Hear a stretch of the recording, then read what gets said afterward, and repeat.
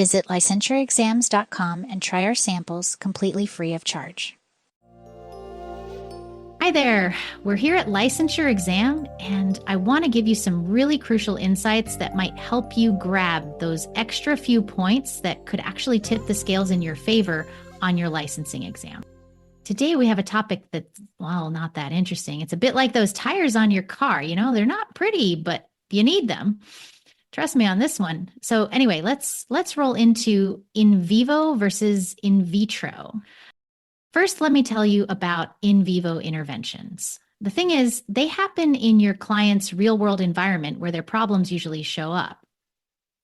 This approach means you do therapy in settings where your client actually lives their daily life, so they can directly practice and face actual triggers, stressors, or tough situations. We're talking real life here, not some sanitized office setting. You guide your client to practice skills in their natural environments, and this really makes the intervention relevant and something they can use right away in their lives, like immediately. Vivo comes from Latin, and it means alive or life. So when you see the word in vivo, you should think it's actually the real thing, the real deal. Here are some examples. You take your client with agoraphobia to a Taylor Swift concert so they can practice coping strategies while they experience real crowds and noise. Pretty intense, but effective.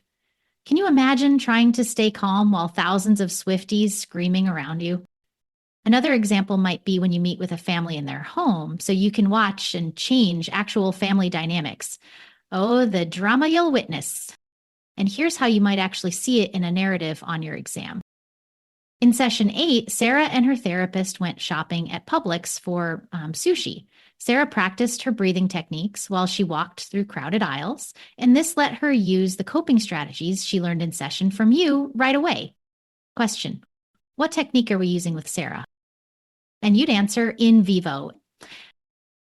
You might also see techniques that are similar or the same as in vivo exposures, like real-world exposure therapy.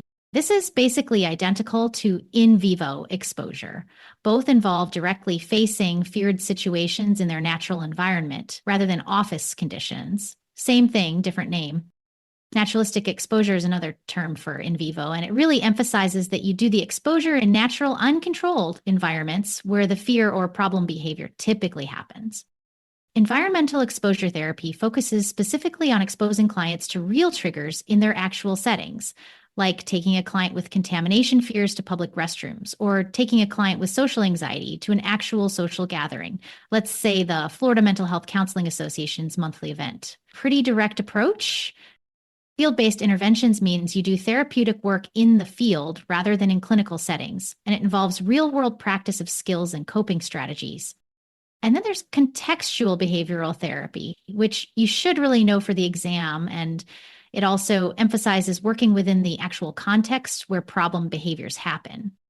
The key thing that's really similar across all these approaches is that they involve therapeutic work in authentic, real-world life environments rather than artificial or fake conditions.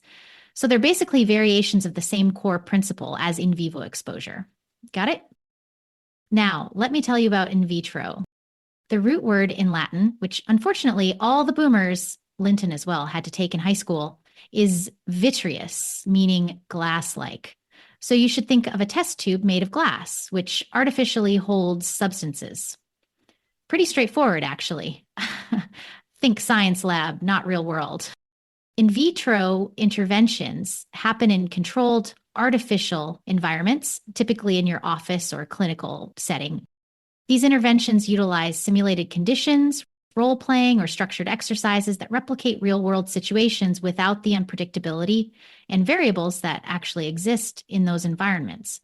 The thing is, the advantage of in vitro is that it lets you carefully monitor, give immediate feedback, and to gradually develop skills in a safe and predictable environment, and allows for a smooth transition to real-world applications.